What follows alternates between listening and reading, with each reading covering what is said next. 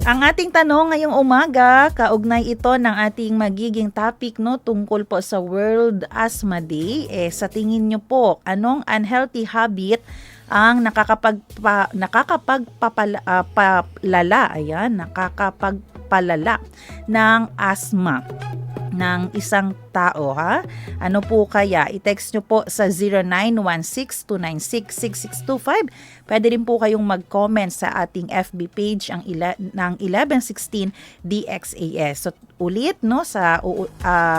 ulitin ko ang tanong natin, sa tingin nyo po, ano kaya yung mga unhealthy habit ang nakakapagpalala ng asthma? Oras natin, 7:47 ng umaga.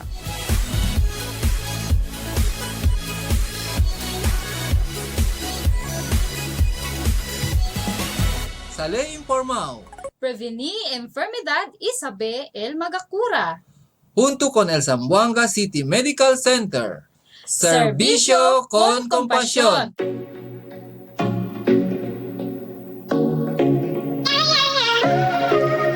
Ngayong araw ng Miyerkules, muli po nating makakasama ang Zamboanga City Medical Center upang pag-usapan po ang tungkol sa ating kalusugan. At alam niyo po no, bagamat halos 2 linggo na ang nakalipas mula nang ginunita natin ang World Asthma Day noong May 5, patuloy pa rin pinapaalalahanan ng ating mga health experts ang ating publiko, kayo po na aming mga tagapakinig tungkol sa asthma, lalo na ngayong pabago-bago ang panahon at tumataas ang posibilidad ng pag-atake nito dahil na rin sa alikabok, polusyon, usok at matinding init ng panahon. Kaugnay po nito, ngayong araw na ito ay makasama po natin ang ating pulmonologist from ZCMC para pag-usapan ang World Asthma Day. Dapat easy lang, ha? Yung lang para sa mga radio listeners, LUNG. Dapat easy lang ang breathing.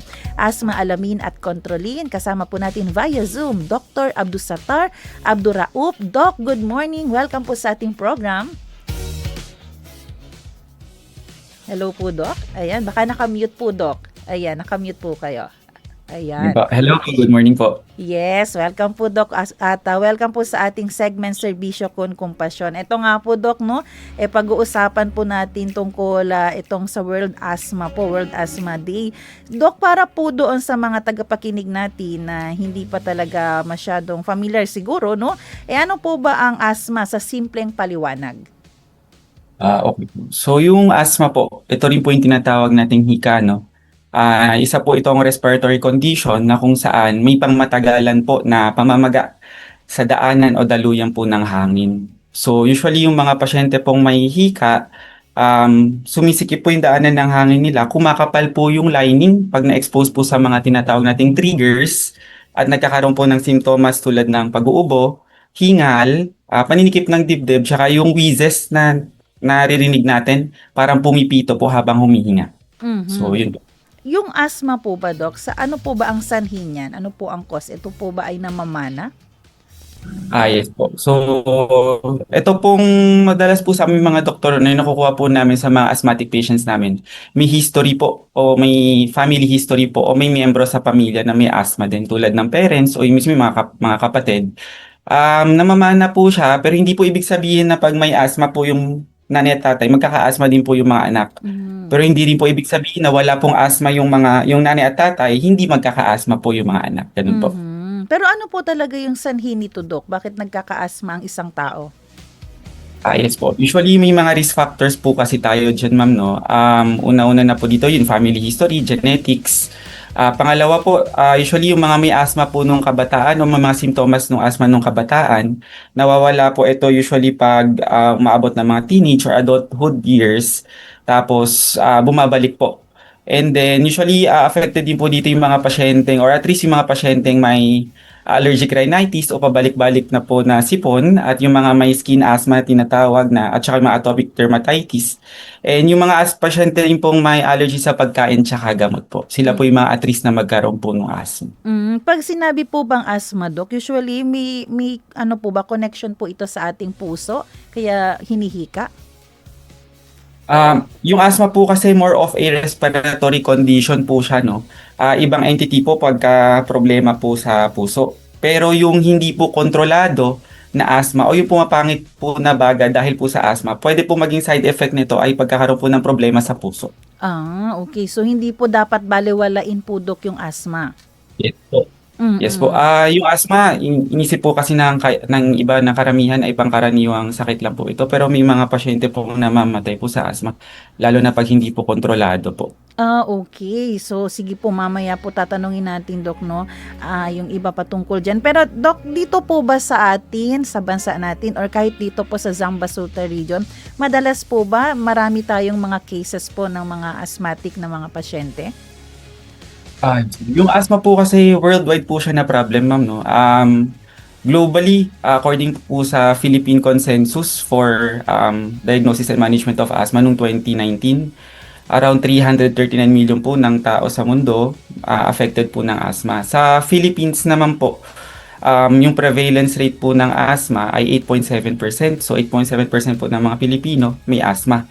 And regarding naman po sa asthma deaths, according sa World Health Organization noong 2017, yung mga causes po ng deaths, yung asthma po pang 15 na cause of death worldwide, and pang number 2 naman sa low or middle income na countries po tulad ng Philippines. Regarding sa Zambasuta region po, wala po ako nahanap na official na census, pero sa amin po sa Zamboanga City Medical Center, marami-rami rin po kami pasyenteng nakikita mapa-OPD man ito sa ward or emergency room na pumupunta po sa amin pag inatake po ng hika. Usually po, Dok, kung namamana siya, ilang taon yung bata, kung halimbawa yung bata magka-asthma, ilang taon po lalabas ang mga symptoms? Usually, minsan po kasi yung symptoms po ng mga pasyente, minsan ubo lang, minsan hirap lang sa paghinga. Usually, sa mga toddler years po nila, doon po mas napapansin po yung simptomas po ng asthma. Pero po, Dok, tama po yung observation pala nung iba, nung may mga asthma, sinasabi nila, bata sila meron, kalagitnaan, wala, Yes po. pero babalik daw yan kapag may edad na sila. Tama po ba yan, Dok? Opo, may mga ganong cases po, no? Usually po kasi pag tumatanda na po yung isang pasyente, isang tao, teenage or adulthood years, lumalaki na rin po kasi yung daanan ng hangin, and may pagbabago na rin po sa immune responses po ng tao. So pwede pong bumalik, malaki po yung chance ang bumalik. Pero may mga pasyente rin pong walang asthma nung kabataan, pero nagkaka-asthma po sila during adulthood years. Ito po yung tinatawag nating adult onset asthma. So hindi po kasiguraduhan na kung wala po kayong asthma nung kabataan, hindi po kayo magkaka-asthma pag tumanda na po. Okay. So, ano po, Dok, yung mga karaniwang triggers naman ng asthma attack? Opo. So, yun po no triggers. Isa po yung triggers sa mga defining features po ng asthma. Yung triggers po, ito po yung mga bagay o yung dahilan kung bakit inaatake yung isang tao ng asthma. So, meron po tayong outdoor triggers, indoor triggers, at iba pang triggers, no? Yung outdoor po, ito po yung air pollution o yung maduming hangin po. Ito rin po yung paninigarilyo o yung second-hand smoking. At saka yung mga pollen po ng bulaklak na pwedeng ma-expose yung pasyente at yung pabago-bago pong panahon. Yung indoor triggers naman po, ito po yung mga alaga po nating aso at pusa. Yung balahibo po nila pwedeng mag-cause ng hika ng pasyente. Yung alikabok po at saka mga house dust mites po sa loob ng bahay. Or even yung mga sprays po or disinfectants pwede po maging triggers ng asthma. And yung iba po is yung pagkain po ng allergic yung pasyente sa pagkain, pwede po maging trigger. And yung hindi po alam ng karamihan, ma'am, no, pwede po maging trigger yung sobrang stress at saka anxiety po. Pwede rin po mag-cause ng pag-atake po ng asthma. Okay po, Dok. Pag ganito po ba, Dok, ano ang dapat nilang gawin kapag inaatake na po sila ng asthma? Ayos po. No? So, based po sa bagong guidelines natin ngayong 2026, pag inatake po ng asthma, usually, mas maganda po dalhin agad sa pinakamalapit na primary healthcare facility o mas malaking ospital, no? Divide po kasi natin siya, depende po sa severity ng asthma. Yung pagkagamot depende sa severity. Pwedeng mild, moderate, at severe.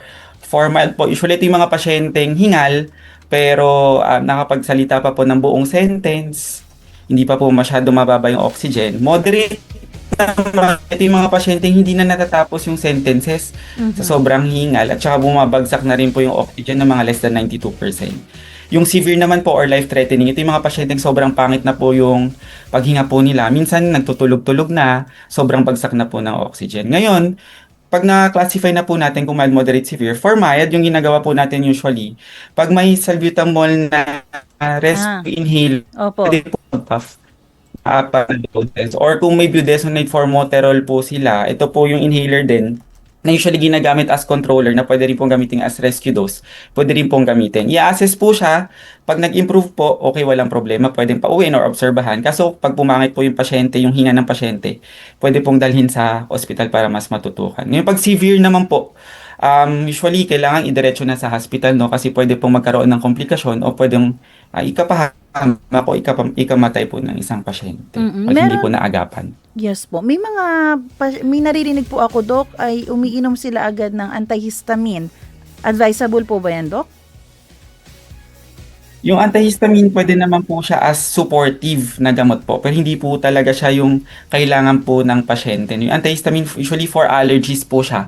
Nakakatulong po siya para paluwagin po ng kaunti yung daanan ng hangin, pero hindi po siya yung gamot po para talaga sa asthma. Usually ang mas nire-recommend po talaga namin ay yung mga inhaled na corticosteroids o yung puff na meron pong steroid sa loob po. Mm-mm. Yan po yung pwede nilang daling sa bahay, Doc, na parang spray. Opo, Mm-mm. yes po. Okay.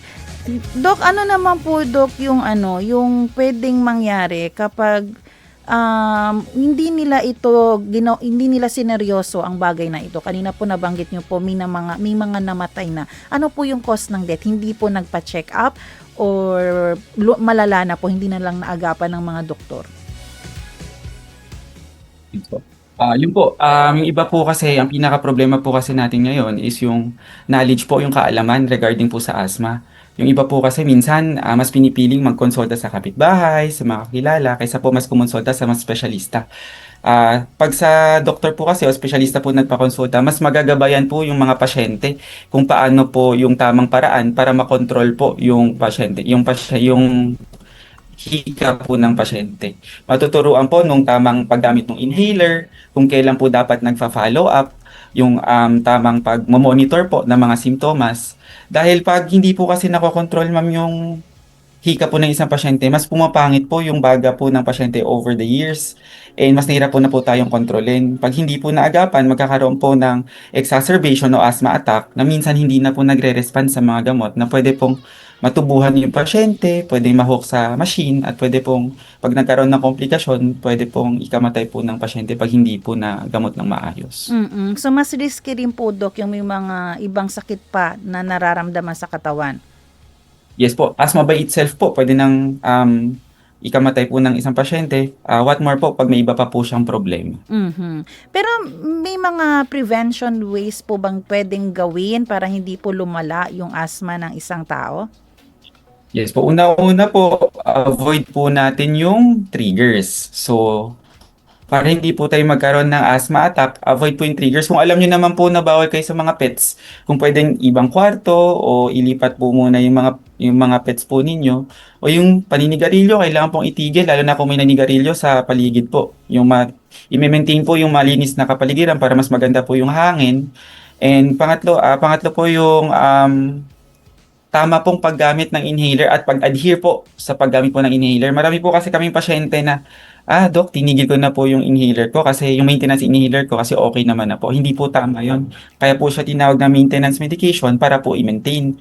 And lastly po, kailangan po ng regular na follow-up. Hindi po ibig sabihin na okay yung baga po natin, hindi na po magfa-follow up. Importante po yung follow-up kasi doon po na yung malalaman kung i-adjust po ba namin yung gamot, babawasan po ba yung dose, dadagdagan po ba ng bagong gamot, i-aakyat po ba, depende po kung ano po yung i-report sa amin ng pasyente sa follow-up po. Mm-mm. Pero may mga pasyente po ba tayo, Doc, na sila mismo naninigarilyo? Paano po pag ganyan ang ating patient?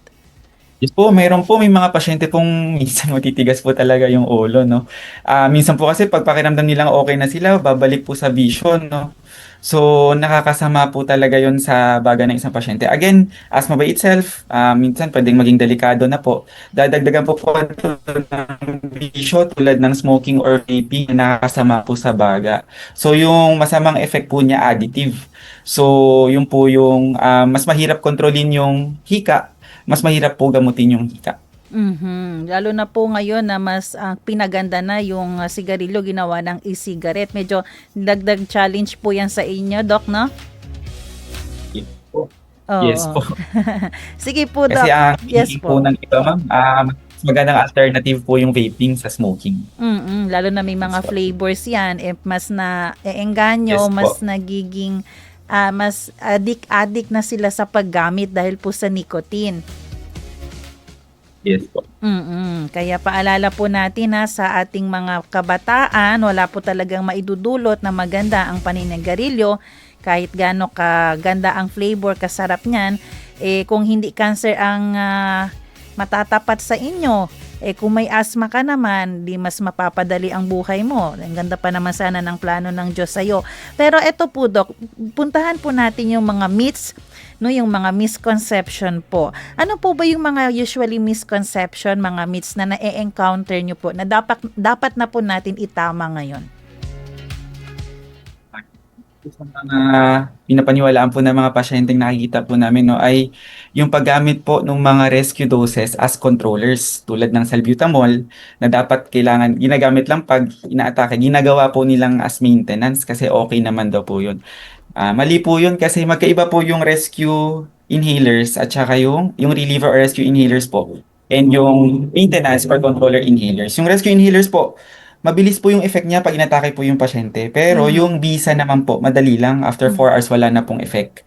So, kailangan na naman ng bagong dose. However po, yung mga controllers or maintenance po, medyo may kabagal lang po sa effect. Pero yung effect po niya sobrang tagal, umabot ng 12 hours, 24 hours, or minsan mahigit pa ng 24 hours. Kaya mas nakokontrol po yung hika ng pasyente. And yung ibang myths po na yung COPD po ay pareho po ng asthma, mali po yun. Yung COPD po, ito po yung chronic obstructive pulmonary disease. So ito po, yung COPD po, same po sila o similar po sila ng symptoms. May ubo, hingal o wheezes din po, yung pagsipol po nung paghinga. Pero yung main cause po kasi nitong COPD ay more of nung paninigarilyo nung kabataan. Lumalabas po yung symptoms pag matanda na po yung pasyente. Pero may mga pasyente po kami na meron pong both. So ito po may overlap. So ito yung tinatawag natin na asthma plus COPD. So mas pangit po ito. Mas pangit po yung kondisyon ng pasyente. Mas pangit po yung prognosis kaysa po sa asthma alone at COPD alone. So yun po. Pero Doc, ano pong pinagkaiba ng sintomas po ng COPD tsaka ng asthma po, Doc? Yung COPD po, ay yung asthma po, tulad ng sabi ko sa inyo, mas may distinguishing feature po siya na may triggers. Compared po sa COPD, usually yung cause po niya pag may infection o pag hindi rin po na-control yung COPD po ng isang pasyente. Okay. Balikan ko din po yung sinabi nyo kanina, rescue inhaler, tsaka yung maintenance po talaga. Pwede din po ba, Doc, sabay po yun? Yes po. Halimbawa, inatake siya ng hika niya, yun muna, and then later on, iinom na po siya nung kanyang maintenance? Pwedeng sabay? Yes po. Usually, ang ginagawa po natin, pag inatake po yung isang pasyente, everyday naman po ginagamit niya yung maintenance, no? Pwedeng once a day or twice a day yung controllers niya. Pag sinumpong po siya ng hika, pwede po siyang gumamit ng rescue dose any time of the day. Okay. Yun po. Sige po. How about itong Doc, paniniwala tungkol sa mga herbal remedies sapat na daw para makontrol ang asthma? Totoo po ba ito, Doc? Ako po personally, no, as a doctor po, naniniwala po talaga ako sa mga gamot na dumaan po sa masinsinang pagsusuri, na sa research, sa trials, dahil mas komportable o confident po ako na effective yung mga gamot at alam po natin yung mga side effects compared po sa mga herbal medications na hindi po sila yung gamot talaga para sa asthma. Mas nire-recommenda pa rin po namin yung inhaled na corticosteroids para sa mga pasyente pong may asthma para mas makontrol po yung hika po nila. Doc, may isang po, naalala ko lang po bigla, parang may asthma ang pasyenteng ito, tapos oregano. Nakakapagpalala po bang Yes, po. oregano or wala namang pong connection ng oregano bakit lumala ang kanyang hika?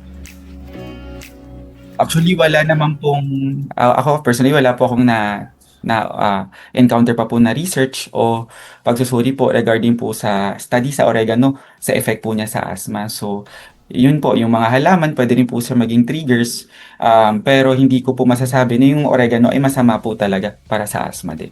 Hindi rin po. nakakabuti. Wala naman pong studying ganun. How about po yung pag hinihika na kumakain po ng sugar? Pwede rin po ba yun? For the meantime, sugar po ang kainin. Yung iba nga po, Yes, ma'am. coffee iinom ng coffee walang sugar. Okay po ba yun? Medyo wala po siyang connection, no? Yung hika po kasi ay problema po sa baga o sa daanan ng hangin. Mhm. Yung pagkain po ng sugar o yung pag-inom po ng kape para magamot po yung hika, wala po siyang epekto o wala po siyang magandang effect po para sa hika po ng pasyente. Mhm. Okay. Eto, Doc, pag sabi niyo po kanina, may possibility or talagang pag tumanda, ibabalik po yung asthma? Paano po ba? May possibility lang, Doc, or talagang May possibility po.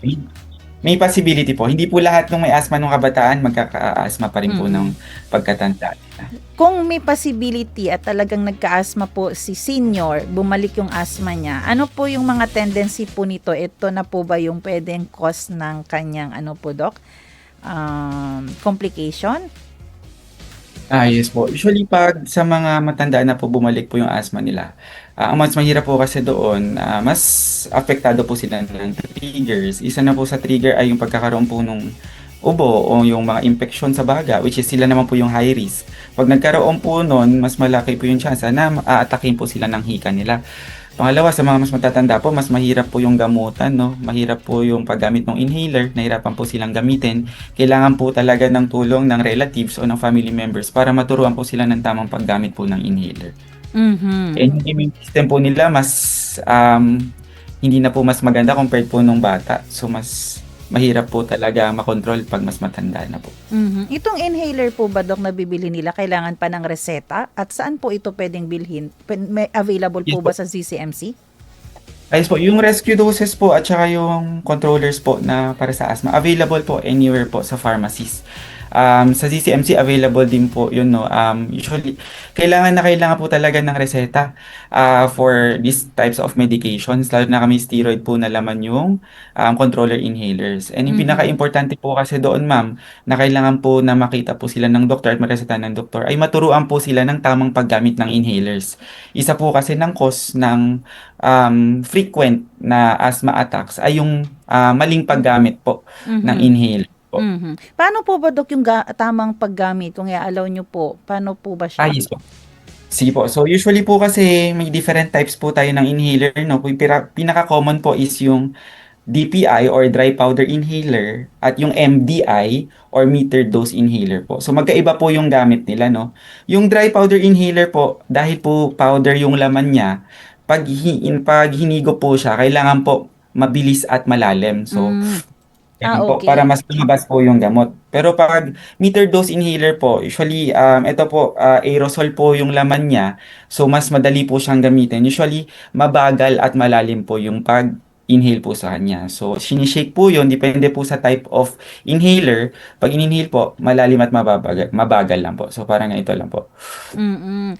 So, valid, Tapos Doc, kailangan, sa yes po. bibig po dapat papasok, Bibig hindi po. sa ilong. Bibig po papasok. Yes po. And after po ma-press po yung inhaler, kailangan po nakasara po yung bibig ng 5 o hanggang 10 segundo po para mas pumasok po talaga yung gamot po sa loob po ng baga ng pasyente. Pwede po ba silang kumain agad or uminom ng tubig after pong mag-inhaler? Pwede naman po. Usually po kasi after mag-inhaler po, lalo na yung mga inhaler na may steroids, kailangan po silang magmumog po ng tubig dahil may steroid po yung gamot. Yung side effect po kasi pwede magkaroon ng mga fungal infection po sa bibig. So, kailangan po talagang magmumog. Okay po. Sige po, Doc. Kanina, Doc, may mga nabanggit na rin po kayo na dapat para magkaroon ng prevention ay iwasan ang mga triggers. Ano pa po yung mga ibang simpleng lifestyle changes, Doc, na pwedeng makatulong po sa ating mga pasyente para maiwasan ang asthma attack? Ayun po. Again, ulitin ko po, avoid po yung triggers, magandang hangin po, magandang environment, pagtigil po sa paninigarilyo. Dagdag na po natin dito yung pagkain po ng tama. So yung prutas at saka gulay para mas maganda po yung resistensya ng isang pasyente. Tapos yung breathing exercises po o yung pagkonsulta po sa pulmonary rehabilitation para mas maturuan po ng tamang exercise po sa baga. And maganda rin po na lifestyle po na change is yung pagkakaroon po ng vaccinations sa influenza, pneumococcal, or RSV or viruses po. Kasi yung gusto po natin ay mabawasan po yung pagkakaroon ng infection. Kasi pag nagkaroon po ng infection yung isang pasyente, mas nagiging trigger po ito para magkaroon po ng hika o atake ng hika po. Pero yung sobrang pagkain, Dok, nakakaapekto rin po ba ito para lumala ang asthma ng isang tao? So regarding po sa pagkain, no, usually po in connection po sa timbang ng pasyente. Mas mahirap po kontrolin yung asthma ng mga pasyenteng medyo matataba o may kabigatan po.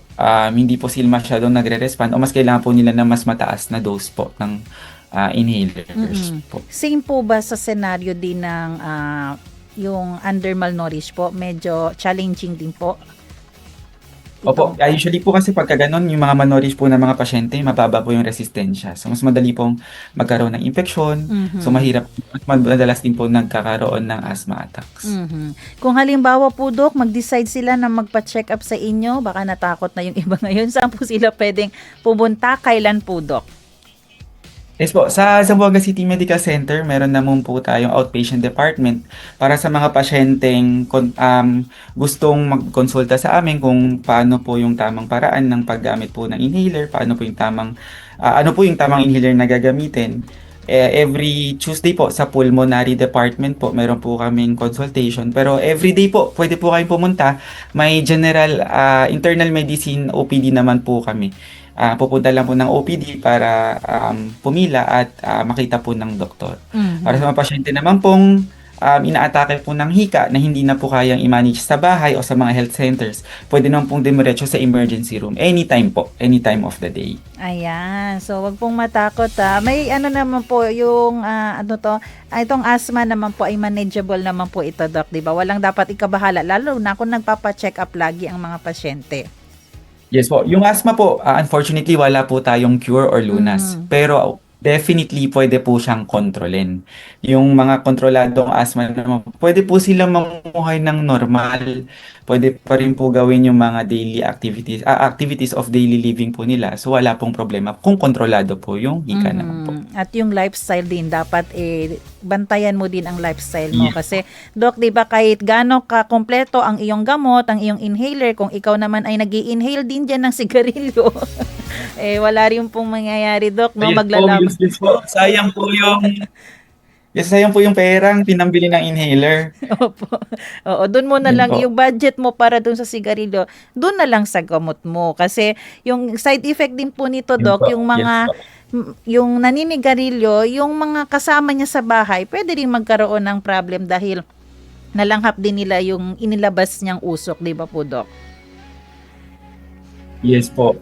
Yung secondhand smoking, Yes. may mga studies na po na nakakasama po talaga sa baga ng tao po. Ayan. So, Doc, maraming salamat po, Doc, sa paliwanag niyo po, enlightenment na binigay dito sa ating programa ngayong World Asthma Day. So, dapat be discipline, ang ating lifestyle i-check at sumunod sa payo ng ating mga doktor. Huwag pupunta kung kailan grabe na ang iyong hingal, grabe na ang atake mo sa iyong asthma. Once again, nakasama po natin via Zoom from ZCMC, Dr. Abdusattar Abduraup. Doc, maraming salamat. God bless you po. Thank you po and good morning po. Ayan.